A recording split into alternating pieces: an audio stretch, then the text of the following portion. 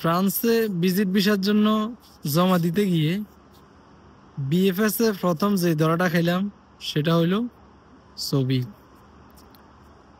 সেনজেনের ছবির যে একটা সাইজ আছে এটা সবাই জানে, যে কোনো স্টুডিওতে গিয়ে যদি বলি সেনজেন ভিসার জন্য ছবি, তারা একটা সাইজে দিয়ে দেয়। এটা মনে হয় 45/90 নাকি একটা, যাই হোক যে কোনো মানে একটা ফিক্সড আছে। এটা অনলাইনে অফলাইনে পৃথিবীর সবাই জানে যে ফ্রান্সের বা সেনজেন ভিসার জন্য ফটোর যে সাইজ ওইটা সবার জানা আছে।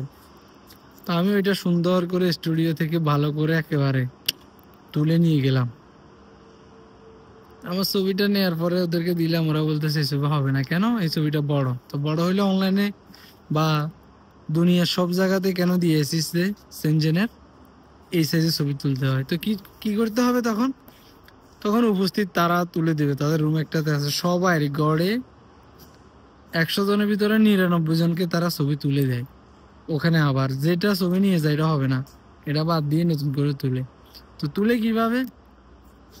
জামির এখান থেকে শুধু মুখটা নেবে, এটা পর্যন্ত, টোড়া থেকে এটা পর্যন্ত না। আমি যেটা নিয়েছি সেটা হচ্ছে এটা পর্যন্ত, মানে এখান দিয়ে শুধু এটা বাদ দেওয়ার জন্য 26 টাকা নিবে, 26 দিরহাম নিবে, আর ছবি তুলে দিবে তারা, আগে ছবি হবে না।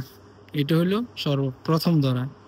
বাকিগুলা ধীরে ধীরে পর্ব বাই পর্ব আপনাদেরকে বলবো। সে পর্যন্ত পাশে থাকুন, সাথে থাকুন। সেনজেনের টোটাল হিস্টোরি বলবো, কিভাবে আপনি জমা দিবেন ভিসার জন্য ইউরোপের। আমি বিশেষ করে ফ্রান্সেরটাই বলবো এখন, যেহেতু আমি ফ্রান্সের জন্য দিয়েছি, আমি এটা সম্পর্কে জানি। আর কি কি ডকুমেন্টস লাগবে বিস্তারিত পর্ব বাই পর্ব জানানো হবে। সে পর্যন্ত সাথে থাকুন। এটা হলো প্রথম পর্ব, প্রথম ধরা, যেটা আমি খাইলাম।